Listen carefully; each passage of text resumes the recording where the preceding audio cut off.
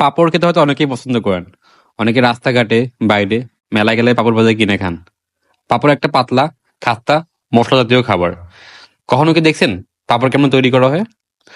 আজকে আমরা দেখাবো পাঁপড় কিভাবে তৈরি করা হয় এবং কি কি প্রসেস দিয়ে পাঁপড় তৈরি করা হয়।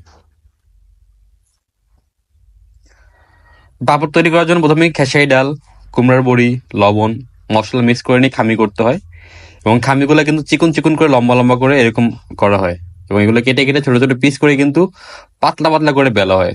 যখন অনেকগুলো হয়ে যায় সবগুলো কিন্তু একসাথে করে কিন্তু বড় করা হয়।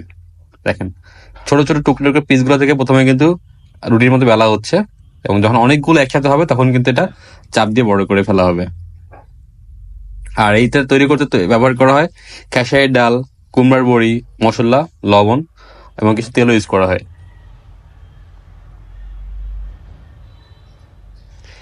যখন অনেকগুলো পাপড় একসাথে বেলা হয়ে যায়, আর পাপড় বেলার সময় কিন্তু আটা ইউজ করতে হয়, যেমন একটার সাথে একটা মিশে না যায়, আটা ইউজ করতে হয়।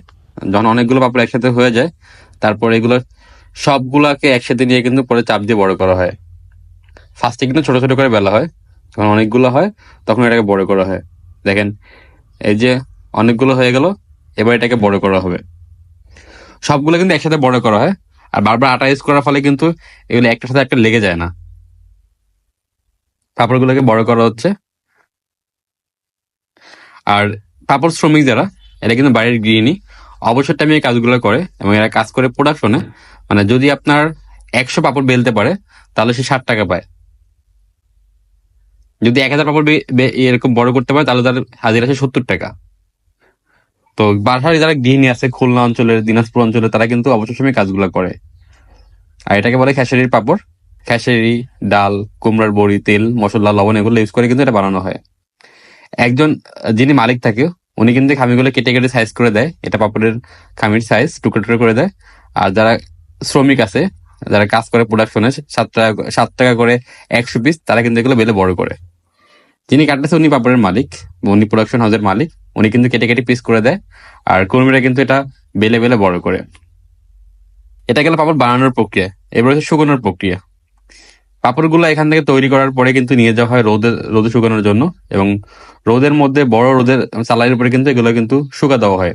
এই বাইরে যারা পুরুষ লোক থাকে তারা কিন্তু একটা একটা করে কিন্তু এগুলো ছাড়া ছাড়া রোদে শুকা দেয় এবং 3-4 ঘন্টা রোদ পেলে কিন্তু পাপড় শুকায় যায়। দেখেন, পুরা মাঠ জুড়ে কিন্তু পাপড় শুকানো হচ্ছে। আর এটা হচ্ছে খুলনার ফুলতলা, দক্ষিণ দিঘি বলে এই জায়গাটার নাম। রবীন্দ্রনাথ ঠাকুর শ্বশুরবাড়ির ঠিক সামনেই মাঠটা। খুলনার ফুলতলা, দক্ষিণ দিঘি, রবীন্দ্রনাথ ঠাকুরের বাড়ি, শ্বশুরবাড়ির ঠিক সামনেই মাঠটা।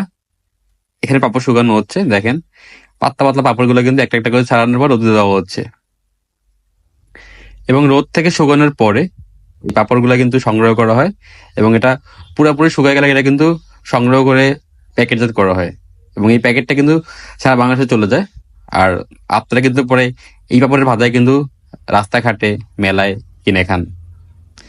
এই সেই বিখ্যাত পাপড়। আজকে দেখুন পাপড় কেমন তৈরি করা হয়, কেমন শুকানো হয়। পাপড় অনেকেরই পছন্দ, এটা একটা পাতলা খাস্তা মশলা জাতীয় খাবার।